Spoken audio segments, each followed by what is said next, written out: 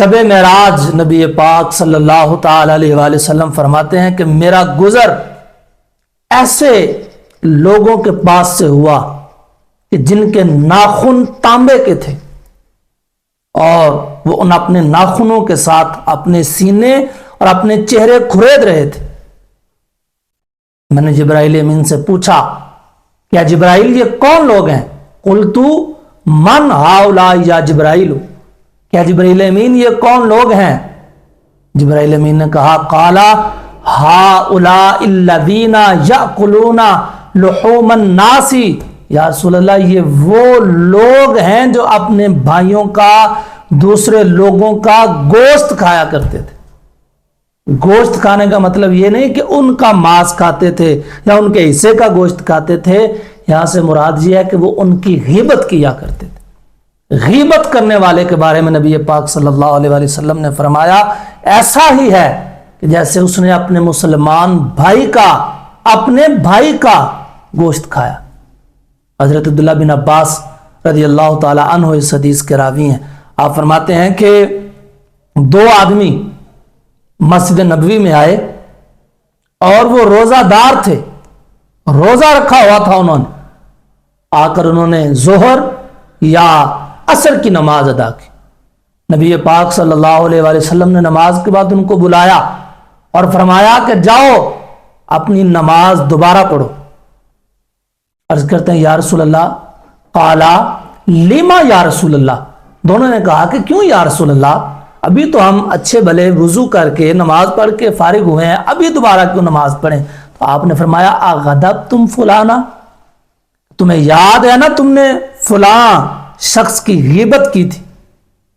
غیبت کرنے والا اگرچہ روزہ دار ہی کیوں نہ ہو، اس کی نماز بھی اللہ کی بارگاہ میں قبول نہیں۔ کس چیز کی یہ نمازیں ہیں اور کس چیز کی یہ عبادتیں ہیں کہ بندہ نماز بھی پڑھے اور نماز پڑھنے کے بعد جناب دوسرے لوگوں کی غیبتیں بھی کرے، چغلیاں بھی کرے۔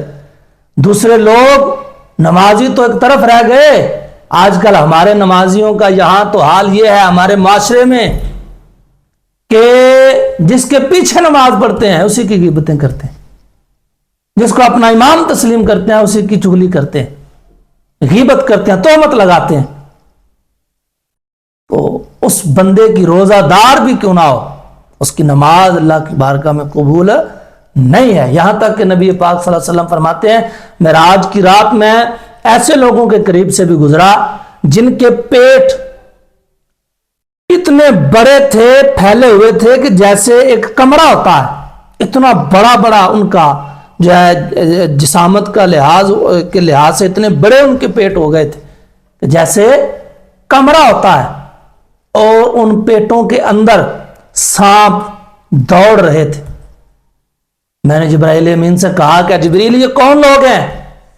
جبرائیل امین نے کہا یا رسول اللہ یہ وہ لوگ ہیں جو سود کھایا کرتے تھے، یہ سود کھانے والے لوگ ہیں۔ ان کے پیٹ آج اللہ نے اتنے، جن کے پیٹ دنیا میں تھوڑے پر بھرتے نہیں تھے نا اور یہ سود کھاتے تھے، آج اللہ نے ان کے پیٹوں کو اتنا بڑا کر دیا ہے کہ ان میں سانپ دوڑ رہے ہیں۔